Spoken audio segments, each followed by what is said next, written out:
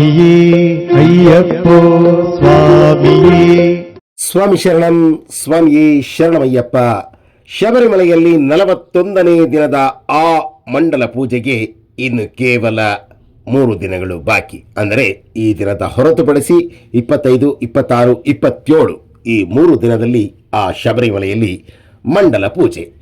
ಮಂಡಲ ಪೂಜೆಯ ಈ 41ನೆಯ ದಿನದ ಇಂದಿನ ಆ ಕೆಲ ದಿನಗಳಲ್ಲಿ ಶಬರಿಮಲೆಯಲ್ಲಿ ಬಹುಮುಖ್ಯವಾಗಿ ಕೆಲವೊಂದು ವಿಶೇಷ ಪೂಜೆಗಳನ್ನು ನಡೆಸಲಾಗುತ್ತದೆ.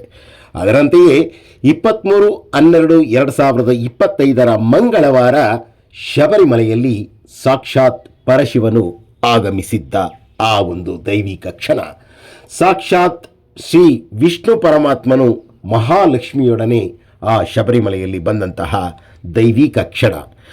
ಬ್ರಹ್ಮ ವಿಷ್ಣು ಮಹೇಶ್ವರರ ಜೊತೆಗೂಡಿ ಭದ್ರಕಾಳಿ ಲಕ್ಷ್ಮೀ ಪಾರ್ವತಿಯರೆಲ್ಲರೂ ಕೂಡ ಮುಕ್ಕೋಟಿ ದೇವಾನುದೇವತೆಗಳು ಶಬರಿಮಲೆಯಲ್ಲಿ ಆ ಶಬರಿಗಿರೀಶನ ಮಹಾವೈಭವವನ್ನು ಕಾಣಲು ಮತ್ತು ಬಹುಮುಖ್ಯವಾಗಿ ಅಲ್ಲಿ ಆ ಭಗವಂತ ಸ್ವಾಮಿ ಅಯ್ಯಪ್ಪನನ್ನು ಕಾಣಲು ಬರುವಂತಹ ವ್ರತಾನುಷ್ಠಾನದಲ್ಲಿ ಬರುವಂತಹ ಭಕ್ತಾದಿಗಳಿಗೆ ಆ ಮುಕ್ಕೋಟಿ ದೇವತೆಗಳನ್ನು ಕರೆಸಿ ತನ್ನ ಭಕ್ತರಿಗೆ ಅರಸೆಂದು ಆ ಸ್ವಾಮಿ ಅಯ್ಯಪ್ಪ ತನ್ನ ಒಂದು ಭಕ್ತರಿಗಾಗಿ ಭಕ್ತವತ್ಸಲನಾಗಿ ಸಾಕ್ಷಾತ್ಕರಿಸುವಂತಹ ದಿನ 23/12/2025. ಏನಪ್ಪ ವಿಶೇಷ ಅಂದರೆ ತಾವೀಗ ಏನು ದೃಶ್ಯದಲ್ಲಿ ನೋಡ್ತಾ ಇದ್ದೀರಾ, ಇಲ್ಲಿ ಗರುಡ ಬಂದಿದ್ದಾರೆ, ನಂದಿ ಇದ್ದಾರೆ, ಭದ್ರಕಾಳಿ ಇದ್ದಾರೆ.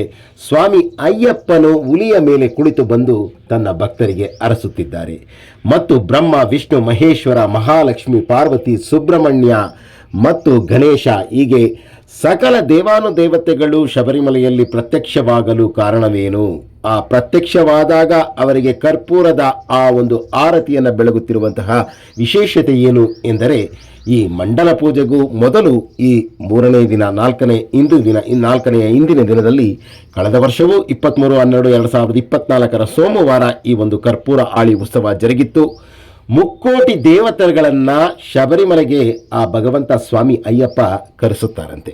ಏಕೆಂದರೆ ನನ್ನ ಭಕ್ತಿಯಲ್ಲಿ, ನನ್ನ ನಿಷ್ಠೆಯಲ್ಲಿ ವ್ರತಾನುಷ್ಠಾನವನ್ನು ಮಾಡಿ ಬರುವ ಭಕ್ತರಿಗೆ ನೀವು ಹರಸ ಬನ್ನಿ ಎಂದು ಆ ಸ್ವಾಮಿ ಅಯ್ಯಪ್ಪನು ತನ್ನ ಪುಣ್ಯದ ಕ್ಷೇತ್ರವಾದ ಭೂಲೋಕದ ಸ್ವರ್ಗವಾದ ಭೂಲೋಕದ ವೈಕುಂಠವಾದ ಶಬರಿಗಿರಿಗೆ ಮುಕ್ಕೋಟಿ ದೇವರನ್ನು ಕರೆಸಿಕೊಳ್ಳಾಗ ಆ ಟ್ರಾವಂಕೂರ್ ದೇವಸ್ವಂ ಬೋರ್ಡಿನ ಏನು ಸಿಬ್ಬಂದಿಗಳಿರ್ತಾರೆ ಅವರೆಲ್ಲರೂ ಈ ಒಂದು ಕರ್ಪೂರ ಆಳಿ ಎಂಬ ಹೆಸರಿನಲ್ಲಿ ಕರ್ಪೂರದ ಆರತಿಯನ್ನು ಬೆಳಗಿ ಆ ಮುಕ್ಕೋಟಿ ದೇವತೆಗಳಿಗೆ ನಮನಗಳನ್ನು ಸಲ್ಲಿಸುವಂತಹ ಮಹಾದೃಶ್ಯಗಳನ್ನೇ ತಾವೀಗ ನೋಡ್ತಾ ಇದ್ದೀರಾ.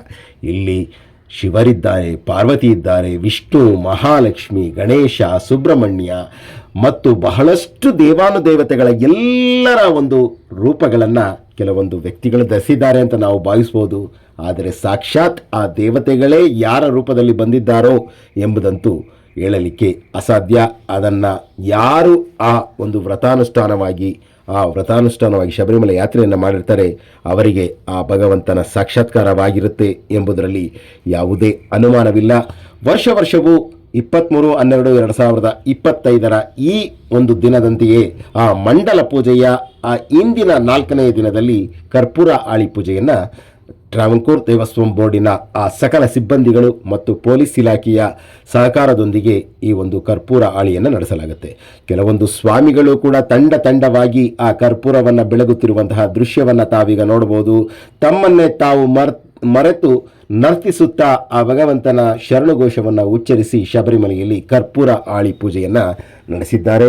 ಈ ಒಂದು ವಿಶೇಷವಾದ ಕರ್ಪೂರ ಆಳಿ ಪೂಜೆಯಲ್ಲಿ ಮತ್ತೊಂದು ವಿಚಾರವನ್ನು ನಾವು ಪ್ರಸ್ತಾಪಡಿಸಬೇಕು. ಕರ್ಪೂರ ಉರಿದಾಗ ಏನು ಉಳಿದಿರೋದಿಲ್ಲ ಸ್ವಾಮಿ, ನಶ್ವರ. ಹಾಗೆಯೇ ನೀನು ಬದುಕಿನಲ್ಲಿ ಎಷ್ಟೇ ಕೋಟಿ ಹಣವನ್ನು ಸಂಪಾದನೆ ಮಾಡಿದರೂ ಕೂಡ ಏನನ್ನೂ ತೆಗೆದುಕೊಂಡು ಹೋಗೋದಿಲ್ಲ. ನಿನ್ನ ನಿರ್ಮಲವಾದ ನಡೆ ಮತ್ತು ನಿನ್ನ ಸನ್ನಡತೆ ನಿನ್ನ ಹೆಸರಿನ ಹಿಂದೆ ಇರುತ್ತೆ ಎಂಬ ಒಂದು ಸೂಕ್ಷ್ಮವಾದ ಅರ್ಥವನ್ನು ಆ ಭಗವಂತ ಈ ಕರ್ಪೂರ ಆಳಿಯ ಮೂಲಕ ನೀಡ್ತಾ ಇದ್ದಾರೆ. 23/12/2025 ಮಂಗಳವಾರ ಸಂಜೆ ಶಬರಿಮಲೆಯಲ್ಲಿ ನಡೆದಂತಹ ದೈವಿಕ ದೃಶ್ಯಗಳು ಇದುವೇ ಕರ್ಪೂರ ಆಳಿ. ಮತ್ತು ಬಹು ವಿಶೇಷವಾಗಿ ಈ ಕರ್ಪೂರ ಆಳಿಯನ್ನು ಎಲ್ಲ ಮುಕ್ಕೋಟಿ ದೇವತೆಗಳಿಗೆ ಆರತಿ ಎತ್ತುತ್ತಾ ಇದ್ದಾರೆ ಅನ್ನೋ ಒಂದು ಸಾಂಕೇತಿಕ ಅರ್ಥ ಮತ್ತು ಆ ಒಂದು ಶಬರಿಮಲೆಯ 18 ಬೆಟ್ಟಗಳು, 18 ಮೆಟ್ಟಲುಗಳ ತತ್ವ, ಆ 18 ಬೆಟ್ಟಗಳಿಗೂ ಕೂಡ ಆ ಕರ್ಪೂರದ ಆರತಿಯನ್ನು ಎತ್ತುತ್ತಾ ಇದ್ದಾರೆ ಅಂದರೆ ತಪ್ಪಾಗಲಾರದು. ಎಲ್ಲವೂ ಆ ಭಗವಂತನ ನಿರ್ಮಲವಾದ ಭಕ್ತಿಯ ಪಾದಗಳಿಗೆ ಸಮರ್ಪಣೆ ಮಾಡ್ತಾ ಇರುವಂತಹ ಈ ಒಂದು ದೈವಿಕ ದೃಶ್ಯ ಶಬರಿಮಲೆಯಲ್ಲಿ 23/12/2025 ಕರ್ಪೂರ ಆಳಿ ಪೂಜೆಯನ್ನು ನಡೆದಂತಹ ದೃಶ್ಯಗಳನ್ನು ನಿಮ್ಮ VSS ಮೀಡಿಯಾ ಯೂಟ್ಯೂಬ್ ಚಾನಲ್ ಹಾಗೂ ಮಣಿಕಂಠನ ಮಹಿಮೆ ಫೇಸ್ಬುಕ್ ಪೇಜ್ನಲ್ಲಿ ನನಗಿಂತ ಕಿರಿಯವನು ಯಾರಿಲ್ಲ TS ಕಣ್ಣನ್ ರಾಮನಗರ ಈ ಒಂದು ವಿವರಣೆಯನ್ನು ನೀಡಿ ಈ ಒಂದು ವಿಚಾರವನ್ನು ಪ್ರಸ್ತಾಪಪಡಿಸ್ತಾ ಇದ್ದೀನಿ ಸ್ವಾಮಿ. ತಪ್ಪದೆ ಎಲ್ಲರೂ ಒಂದು ಮಂಡಲ ಕಾಲ ವ್ರತವಿದ್ದು ಶಬರಿಮಲೆ ಯಾತ್ರೆಯನ್ನು ಮಾಡಿ, ಜೊತೆಗೆ ಈ ನಿಮ್ಮ VSS ಮೀಡಿಯಾ ಯೂಟ್ಯೂಬ್ ಚಾನಲನ್ನು ಸಬ್ಸ್ಕ್ರೈಬ್ ಮಾಡಿ, ಬೆಲ್ ಬಟನ್ ಕ್ಲಿಕ್ ಮಾಡಿ, ಕಾಮೆಂಟ್ ಮಾಡಿ, ಅತಿ ಹೆಚ್ಚಾಗಿ ಶೇರ್ ಮಾಡಿ. ಮಣಿಕಂಠನ ಮಹಿಮೆ ಫೇಸ್ಬುಕ್ ಪೇಜ್ನಲ್ಲಿ ಈ ವಿಡಿಯೋವನ್ನು ನೋಡ್ತಾ ಇದ್ದರೆ ಆ ಒಂದು ಪೇಜನ್ನು ಫಾಲೋ ಮಾಡಿ, ಅತಿ ಹೆಚ್ಚಾಗಿ ಶೇರ್ ಮಾಡಿ.